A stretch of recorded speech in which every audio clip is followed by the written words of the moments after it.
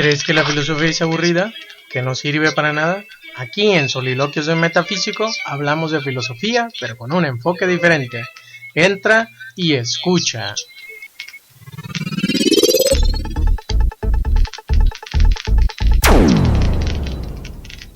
Yo y mi circunstancia, José Ortega y Gasset.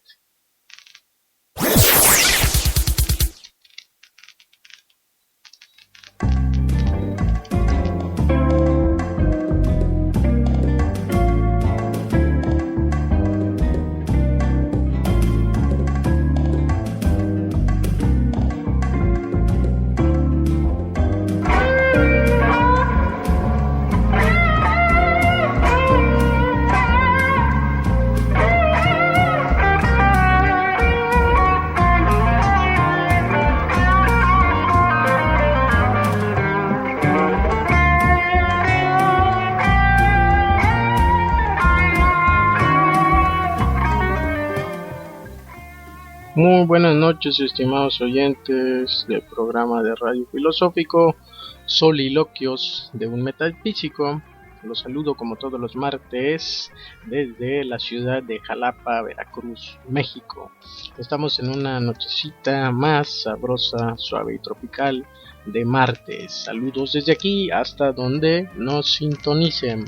Desde Chiapas, donde se encuentra por allá Cecilia Urbina.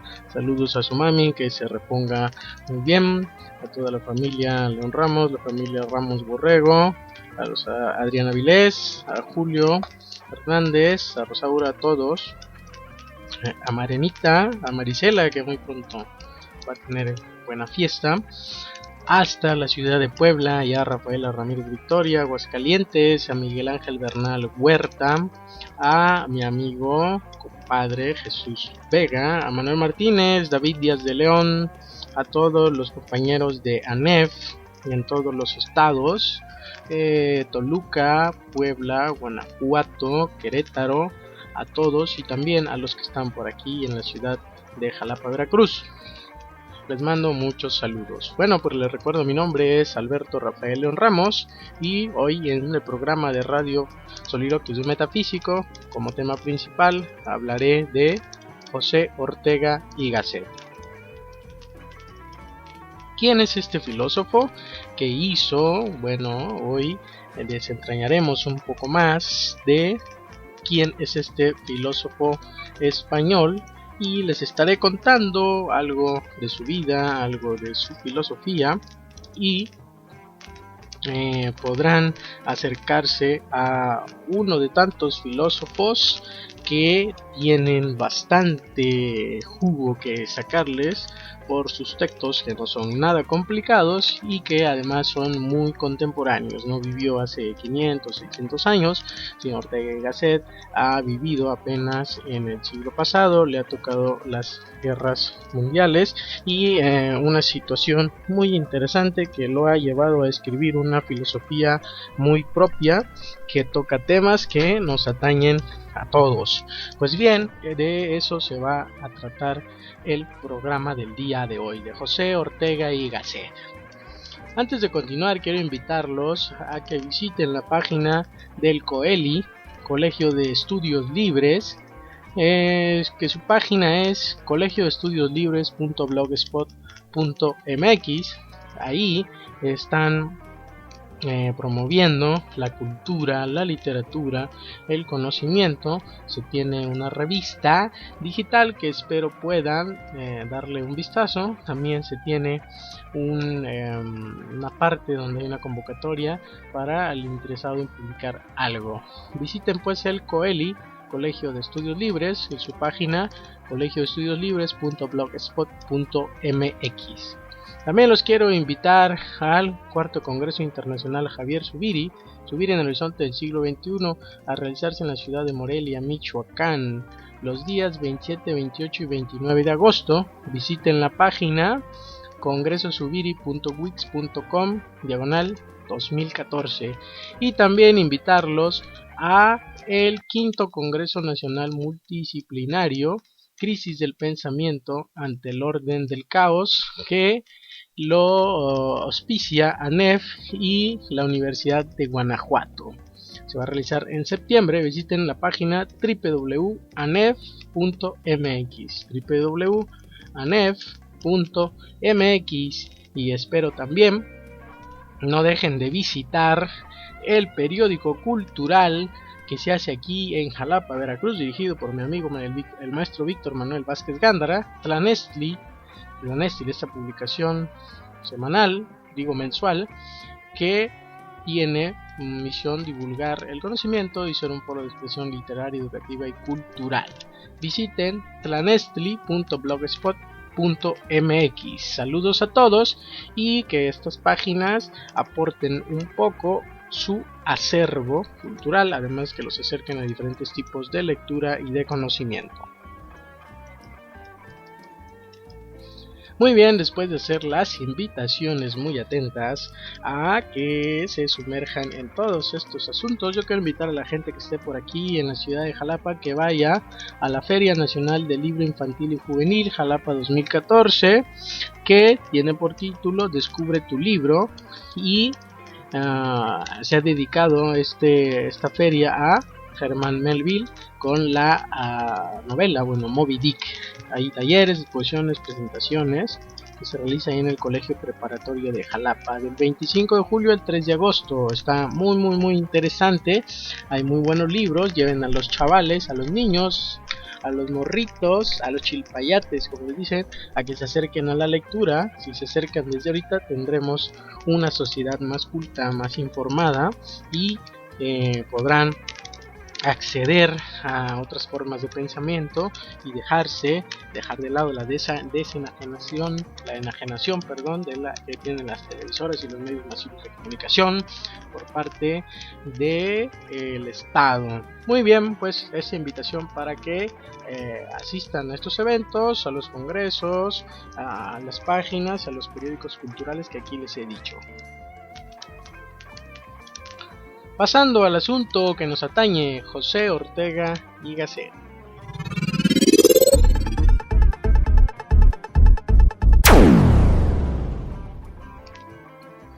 Fíjense, estimados oyentes, que la figura de Ortega es muy interesante porque es un filósofo español nacido allá en Madrid por el año de 1883.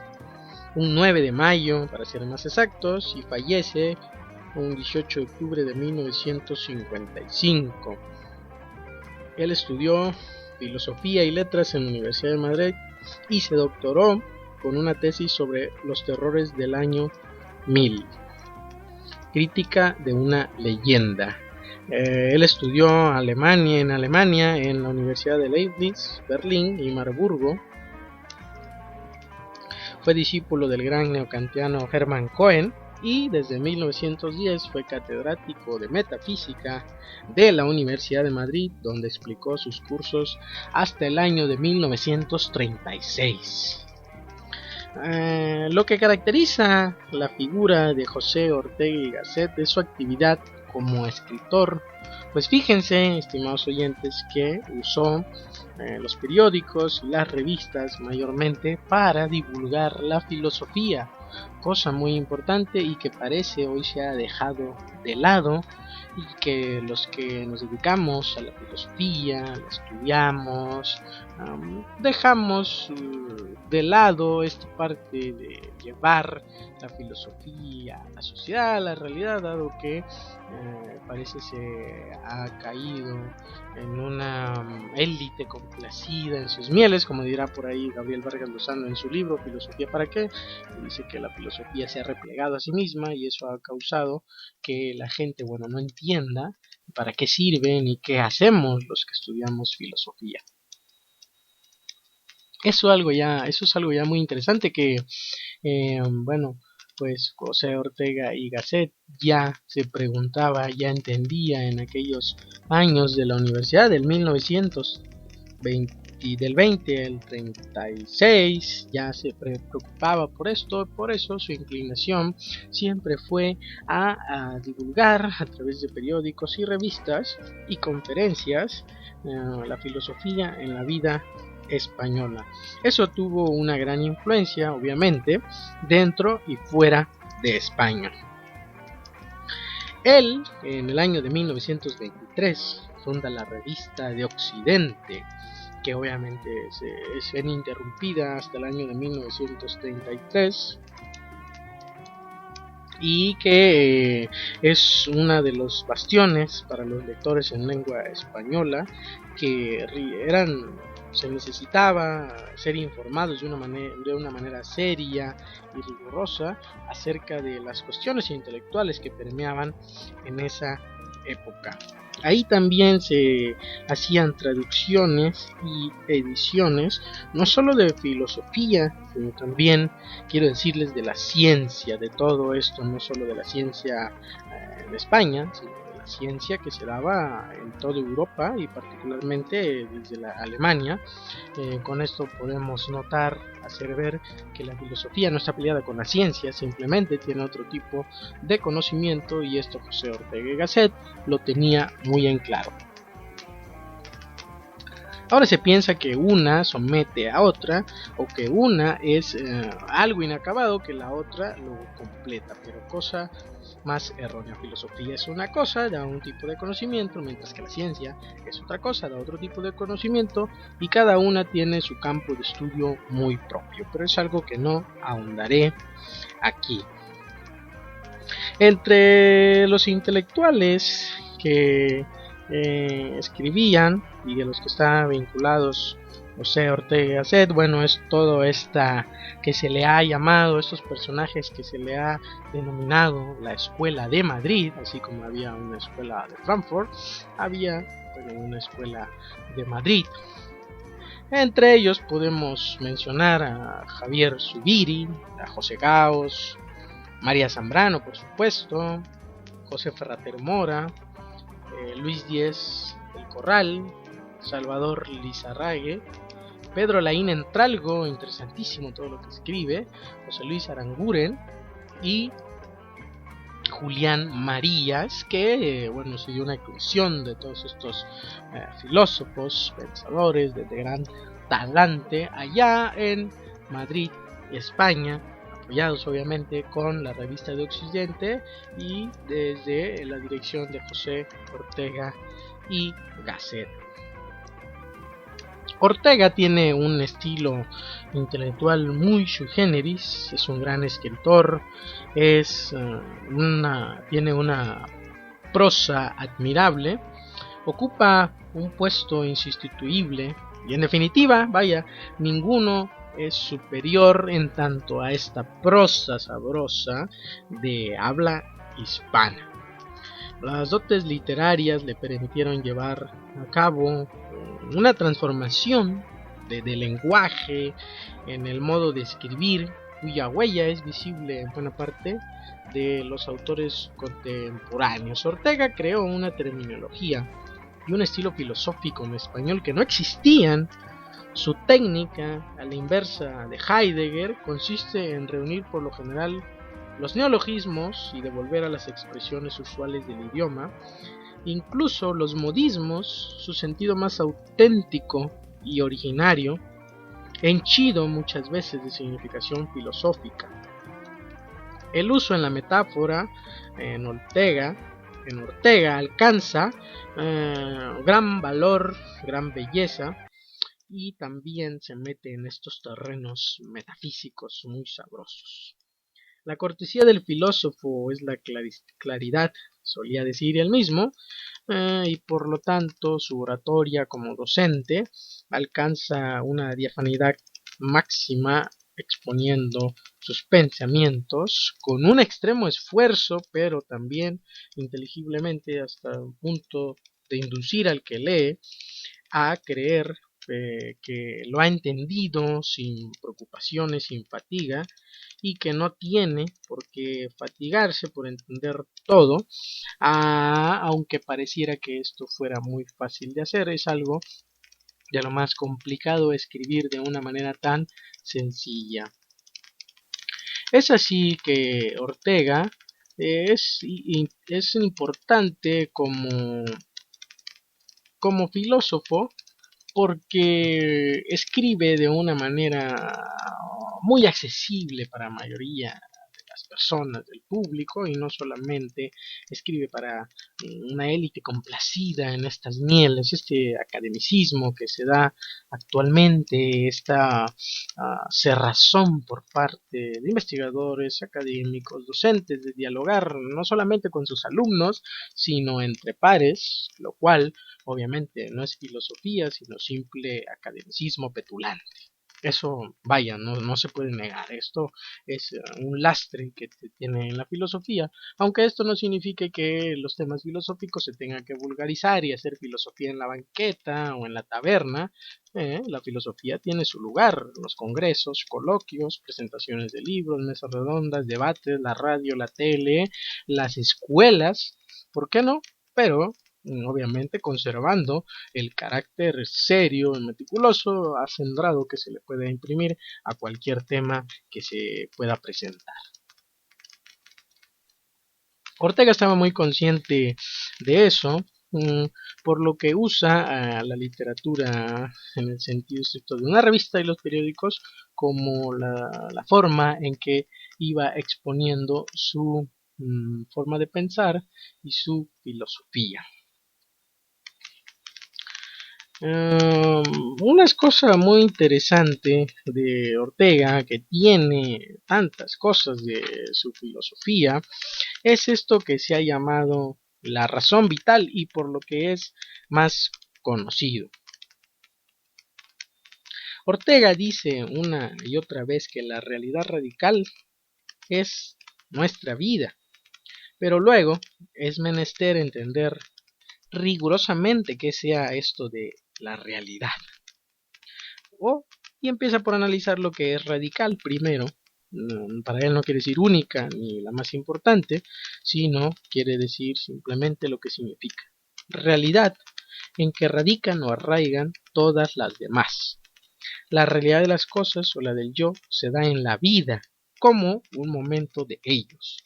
Y escribe, la vida humana es una realidad extraña, de la cual lo primero que conviene decir es que es la realidad radical, en el sentido de que a ella tenemos que referir todas las demás, ya que las demás realidades, efectivas o presuntas, tienen de uno u otro modo que aparecer en ella.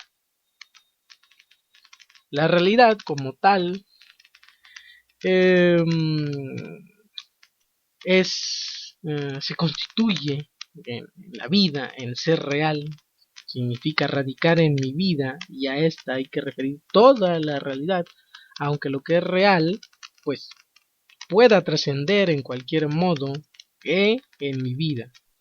En otros términos, mi vida es el supuesto de la noción y el sentido mismo de la realidad, y ésta solo resulta inteligible desde ella.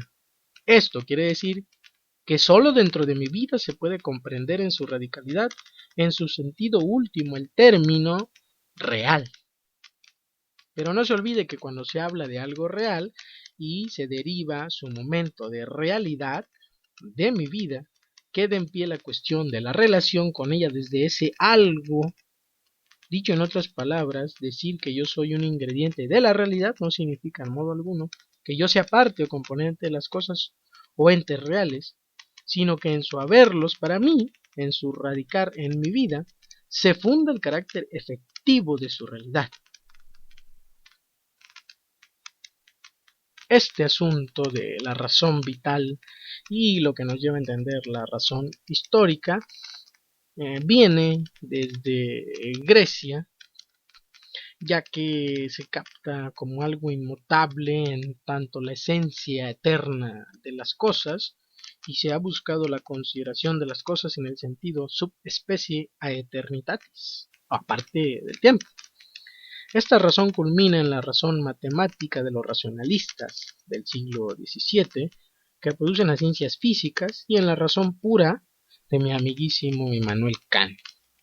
Pero esta razón matemática, que también sirve para conocer la naturaleza, es decir, las cosas que tienen un ser fijo, una realidad hecha, no funciona tanto en los asuntos humanos, porque las ciencias de lo humano, sociología, la política, muestran esta extraña imperfección frente a la maravilla de las ciencias de la naturaleza y sus técnicas correspondientes. tanto la razón matemática no es capaz de pensar la realidad cambiante y temporal de la vida humana. Aquí no podemos pensar subespecie eterna, sino en el tiempo. Esta evidencia que más o menos se ha ido imponiendo al pensamiento filosófico desde el siglo XIX ha sido la fuente de los irracionalismos que han irrumpido en la filosofía durante estos años. Pero Ortega, nada racionalista, se opone a todo irracionalismo y dice: para mí, razón y teoría son sinónimos. Mi ideología no va contra la razón, puesto que no admite otro modo de conocimiento teorético que ella. Va solo contra el racionalismo. Esto lo dice en ni vitalismo ni racionalismo. Entonces el significado más auténtico y primario de la razón es el de dar razón de algo. Ahora bien, el racionalismo no se da cuenta de la irracionalidad de los materiales que la razón maneja y cree que las cosas se comportan como nuestras ideas. Este error, dice, mutila esencialmente la razón y la reduce a algo parcial y secundario. Todas las definiciones de la razón que hacían consistir lo esencial de ésta en ciertos modos particulares de operar con el intelecto, además de ser estrechas, la han esterilizado, amputándole o embotando su dimensión decisiva. Para mí es razón en el verdadero y riguroso sentido toda acción intelectual que nos pone en contacto con la realidad, por medio de la cual topamos con lo trascendente. Esto lo dice en Historia como Sistema.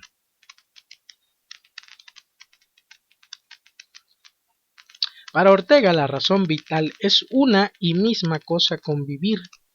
La vida misma es la razón vital, porque, dice, vivir es no tener más remedio que razonar ante la inexorable circunstancia. Esto lo dice en torno a Galileo. Pero bueno, ¿qué significa esto? Vivir es no tener más remedio que razonar ante la inexorable circunstancia. Vivir es ya entender la forma primaria y radical de la intelección, es el hacer vital humano. Luego, entender significa referir a algo a la totalidad de mi vida en marcha, es decir, mi vida haciéndose, es pues viviéndose. Es esta vida misma la que al poner a una cosa en su perspectiva, al insertarla en su contexto y hacerla funcionar en él, la hace inteligible. La vida es, por tanto, el órgano mismo de la comprensión. Por esto puede decir que la razón es la vida humana. Una realidad humana solo resulta inteligible desde la vida, referida a esta totalidad en que está radicada. Solo cuando la misma vida funciona como razón, conseguimos entender algo humano. Esto es, dicho en última abreviatura, lo que quiere decir razón vital. Hay una cosa muy interesante en Ortega, esto por lo que es más conocido, que es la palabra de yo y mi circunstancia. Eso lo centra una parte de la meditación de la técnica. Empieza hablando de la parte de la vida humana, la forma en que se hace la técnica, pero también habla de la circunstancia en la forma en que se pueda entender este ensayo que se llama Adán en el paraíso, cuando emplea el término vida en el sentido de vida humana, y luego en un segundo lugar se insiste en lo que está en torno al hombre, todo esto que lo rodea, no solamente lo físico, sino lo histórico, lo espiritual. Por lo tanto, este hombre es el problema de la vida y entiende por vida algo concreto, incomparable, único. La vida es lo individual, es esta coexistencia. Empieza a tornarse el tópico de la vida algo importante para Ortega, ya que empieza a filosofar desde su contexto, desde su realidad, y esto me suena muy a Zubiri, y creo que de ahí es donde en las lecciones de filosofía que tomaba Javier Zubiri con José Ortega y Gasset en Madrid, lo lleva a lanzarse a la tarea de pensar la realidad para Zubiri, aunque para Ortega esta realidad esté dada en una circunstancia que no solamente abarca lo físico, como en Zubiri, que abarca el sentido físico, pero toca temas metafísicos en la trascendentalidad de lo real. Para Ortega y Gasset, no solamente la vida es lo físico, sino abarca lo histórico y lo espiritual. Y por tanto, esta vida, en cuanto se va haciendo, es lo individual. Por eso es que es importante para Ortega empezar a filosofar desde una antropología para llevarlo a este punto de la razón vital y la razón histórica que tiene un gozne con la circunstancia, esta razón vital que es ratio y logos, riguroso concepto.